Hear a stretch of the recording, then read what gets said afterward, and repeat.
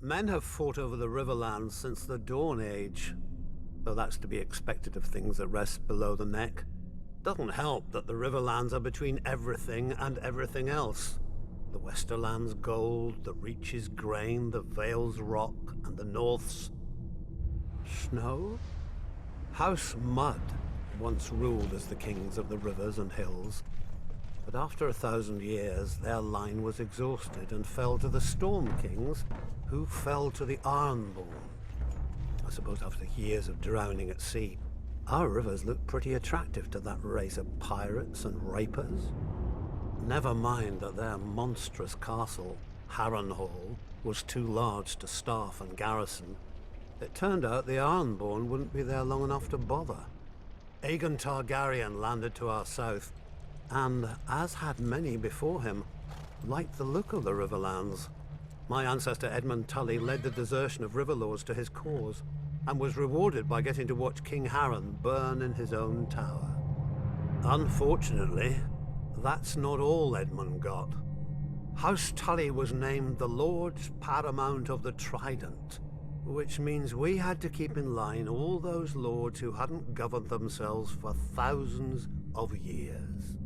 We were now responsible for aiding the Malisters at Seaguard against the pouting Ironborn whenever they got cheeky. For settling Harrenhal on families stupid enough to think its curse would skip them after devouring all previous families. For keeping the Blackwoods and Brackens from wiping each other out and giving us 2 more castles to deal with.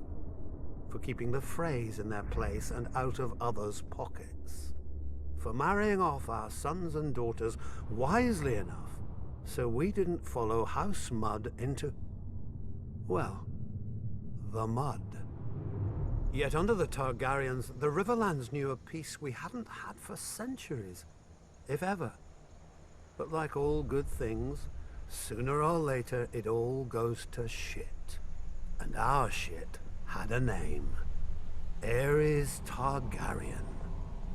Westeros has had its share of Mad Kings, but usually they had the sense not to bully more than one powerful house at a time.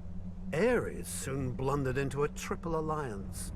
The North, Stormlands, and Vale rose against him. But of course, where do you think most of the blood was spilled?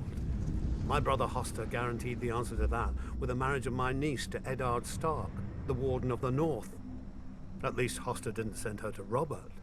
So, the Riverlands joined the war against the Mad King, and it was on one of our rivers that Prince Rhaegar died, sealing the fate of his dynasty. Robert was a great soldier and a horrible king. Drinking and whoring are their own brand of madness when you sit on a throne that everybody wants. He died, and another war started. Again the armies marched. Again the Riverlands burned. If Westeros isn't careful, pretty soon our people will grow some sense and abandon this place for a safer realm, like the Dothraki Sea.